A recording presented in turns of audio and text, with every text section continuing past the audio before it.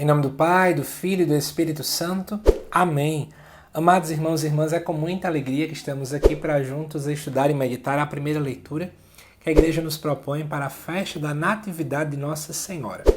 De antemão, compartilhe esse vídeo com mais pessoas, me ajude a chegar a mais lugares e também siga-nos no Instagram, @joselucas.galdino. A primeira leitura se encontra lá na profecia de Miqueias, capítulo 5, versículo de 1 até o 4a, que diz assim para a gente. Assim diz o Senhor, tu, Belém de Éfrata, pequenina entre os 1000 povoados de Judá, de ti há de sair aquele que dominará em Israel.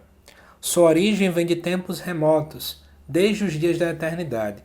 Deus deixará seu povo ao abandono, até o tempo em que a mãe der à luz, e o resto de seus filhos se voltará para os filhos de Israel.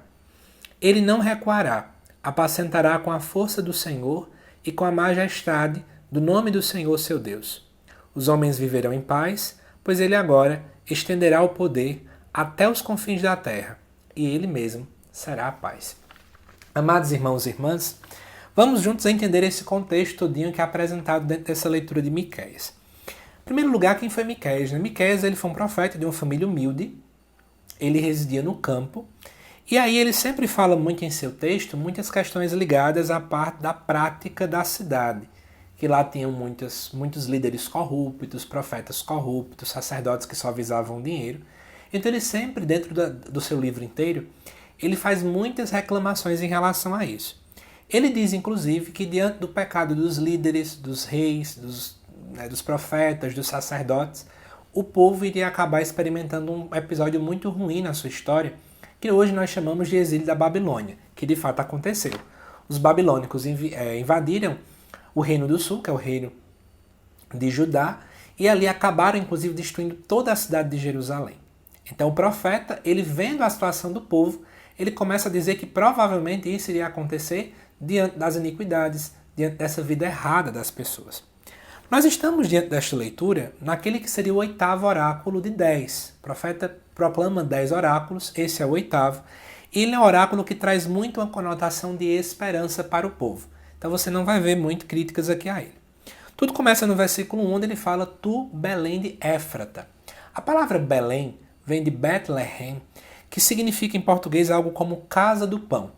Éfrata seria uma cidade maior, cuja qual Belém seria uma espécie de um distrito, e significa frutífero.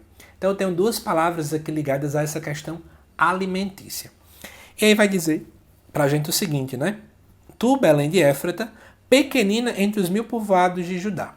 Por que essa expressão? Gente, dentro do livro de Neemias e lá no livro de Números, tem o nome de uma lista de cidades daquele tempo.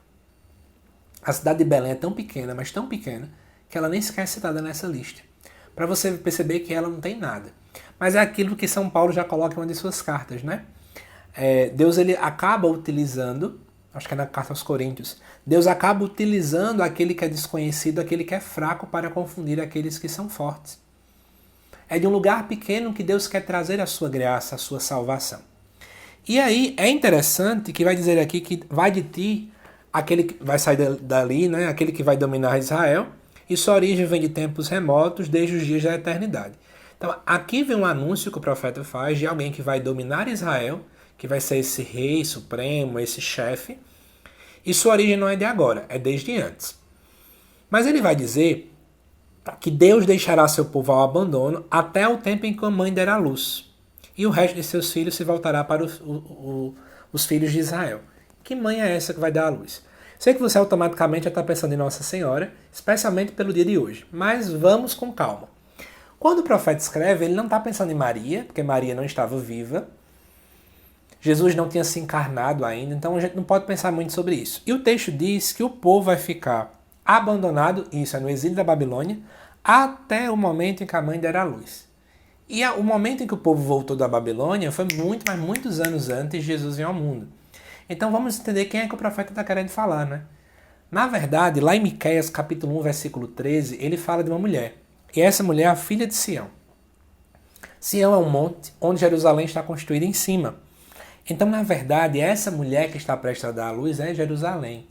É o povo de Israel, a filha de Sião. E a luz aqui traz uma conotação de conversão, de mudança de vida.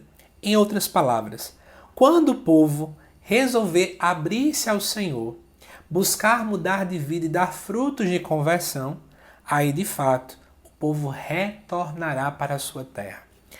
Além disso, aqui vai falar que o resto de seus irmãos se voltará para os filhos de Israel, ou seja, a humanidade inteira será atingida por essa conversão. Depois, no versículo 3 e 4, vai dizer que ele não vai recuar, apacentará com a força do Senhor, como um pastor, né? Com majestade, e ele mesmo será a paz. Mas eu vou comentar uma coisa para você. Veja que o texto, já comentei, não tem ligação estrita com Jesus, nem ligação estrita com Nossa Senhora, mas a Bíblia, ela sempre aponta para Jesus. E sem pensar muito, a gente pode refletir muito bem sobre os exílios da Babilônia que a gente vive.